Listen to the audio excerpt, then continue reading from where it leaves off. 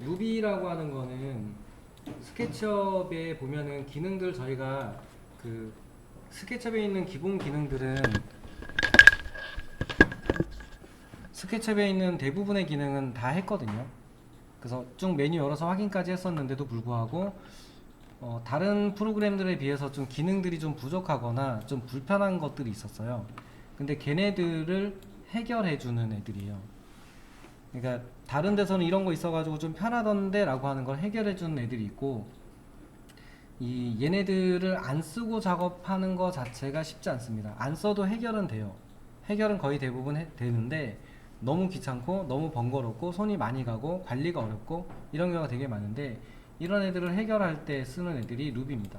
저희 흔히 아는 애드인이라고 보시면 돼요. 그 애드인을 여기서는 루비라고 부르는 거예요, 스케치업에서는.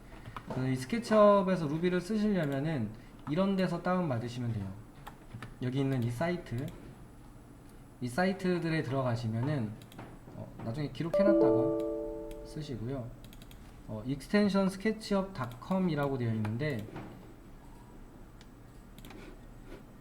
이렇게 제가 다시 띄워드릴게요. 이렇게 들어가시면은 스케치업과 관련되어 있는 익스텐션들을 다운받고 설치할 수 있는 사이트가 떠요. 어쨌든 여기는 이제 뭐 공식적으로 제공을 하는 애들, 좀 쓸만한 애들이 있으니까 저 중에서 골라서 써보시고 괜찮네 싶으면 그냥 쓰시면 돼요.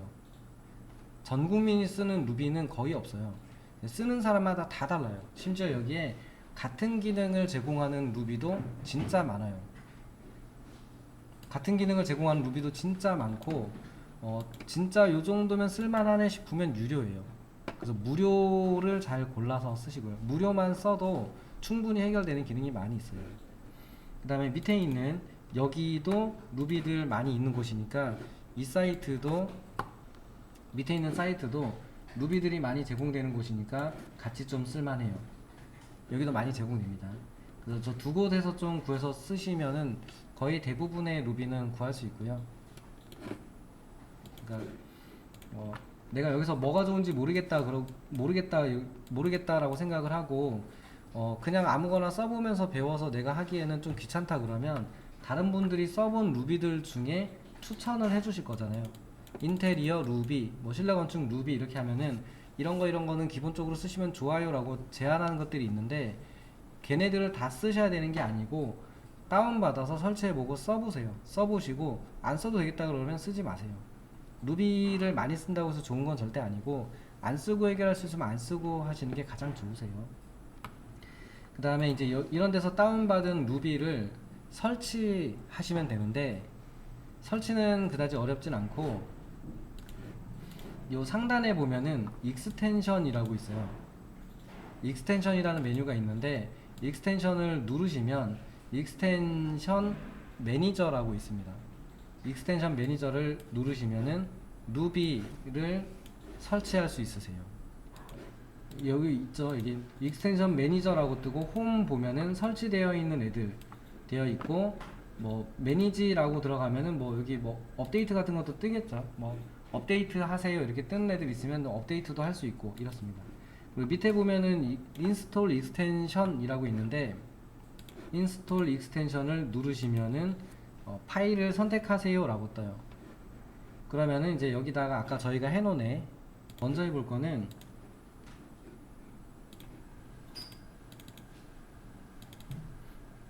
JHS 파워바라고 하는 게 있습니다. 이것도 이제 버전이 버전도 좀 업데이트 자주 해주시대요 보니까. 근데 이제 일단은 되는 것도 있고 안 되는 것도 있습니다. 그래서 여기다가 요거 JHS 파워바라고 하는 거를 열기 눌러주시고요. 그러면 이제 여기 뜨죠. 이쪽에 설치되고 나면은 파워바라고 뜨고, 요 뷰 메뉴의 툴바에 가도 이렇게 떠요. JHS 파워바라고 뜨는데, 저걸 체크하시면은 아이콘이 뜨고, 체크를 끄면 이제 아이콘이 사라지고 동일하게 쓸 수 있고요. 잠깐 닫으시고, 제가 드린 파일 중에 보면은 오픈으로 열게요. 그 공유해 드린 거 중에 보면은 JHS라고 하는 스케치업 파일도 하나 있어요. 이거는 좀 빠르게 연습해 보기 위해서 샘플 파일로 만들어 놓은 겁니다. 열기 하시면 돼요.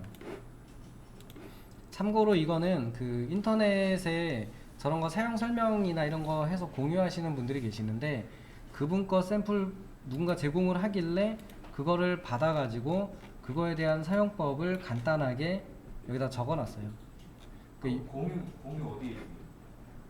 그래서 이 JHS 파워바는 기존에 없던 걸 해주는 기능도 있는데, 스케치업에서 쓰는 기능들인데 조금 더 편하게 쓸 수 있게 하는 기능들이 꽤 많이 들어있어요. 그래서 이제 이거는 스케치업의 기능을 대체해서 쓰실 때도 괜찮습니다. 그렇다고 여기 있는 걸 안 쓰면 안 된다 이런 거는 아니에요. 그리고 업데이트가 되면 새로 나온 기능들이 있기 때문에 저도 다 모르는 기능들이 있습니다. 그래서 대체적으로 많이 쓰는 기능들은 기존부터 있었기 때문에 걔네들 위주로 좀 볼게요.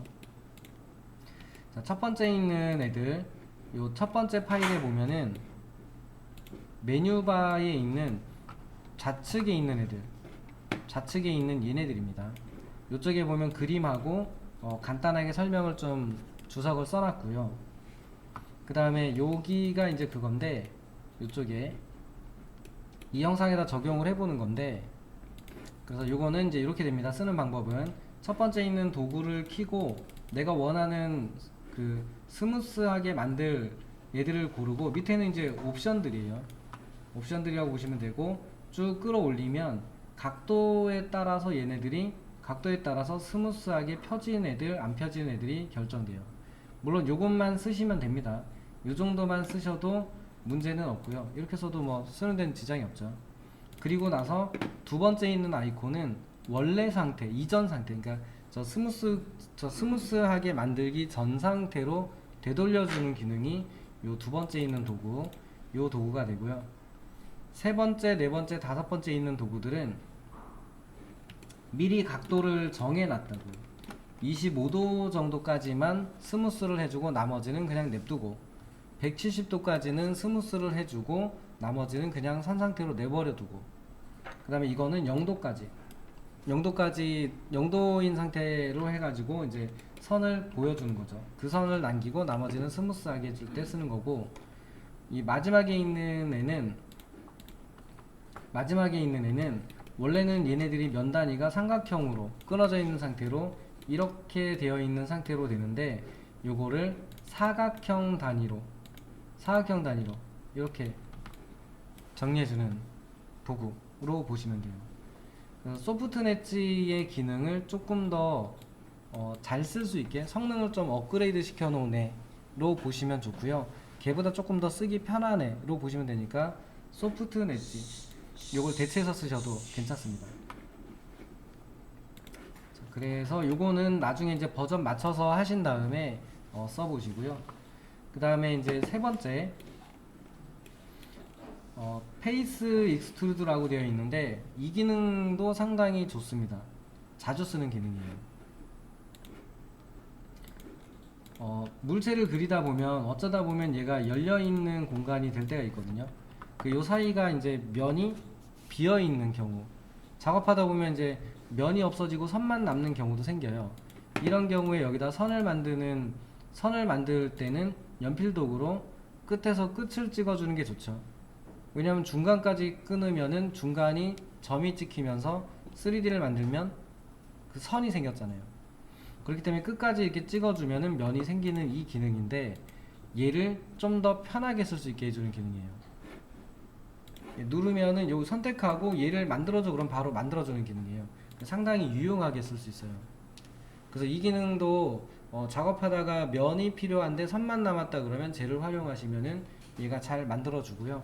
한 번에 여러 개를 만들 때도 유용하죠.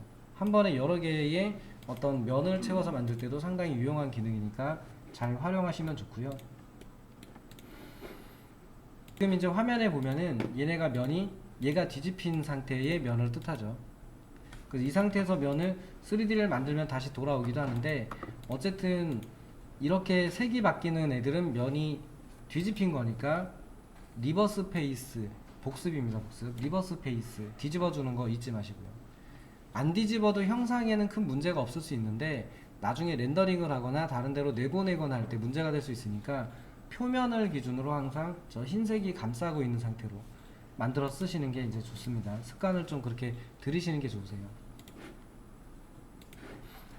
옵셋 도구, 옵셋 엣지라고 되어 있는데 스케치업에 옵셋 도구 있었잖아요. 스케치업에 보면 옵셋 도구가 있는데 이 옵셋 도구가 선택하지 않고 면에다가 바로 올리면 클릭한 다음에 옮기면 전체를 잡아주는 기능이었죠. 이렇게 바깥쪽이든 안쪽이든 전체를 만들어주는 기능인데 얘를 특정 선 두 개를 선택하고 연결되어 있는 객체, 얘가 3D를 만들 수 있는 상태로 한 다음에 잡고 옵셋하면 이런 거는 가능했었죠. 이런 거 이런 식으로 해서 쓰는 건 가능했는데 이렇게 선택하고 이렇게 면이 늘어날 수 있게 이렇게 해서 쓰는 건 가능했는데 한 개는 안 됐잖아. 한 개. 이 선 하나만 내가 옵셋 해야지 라고 하면 안 됐거든요. 요거 옵셋 해야지 그럼 옵셋 안 됨 이렇게 됐었어요.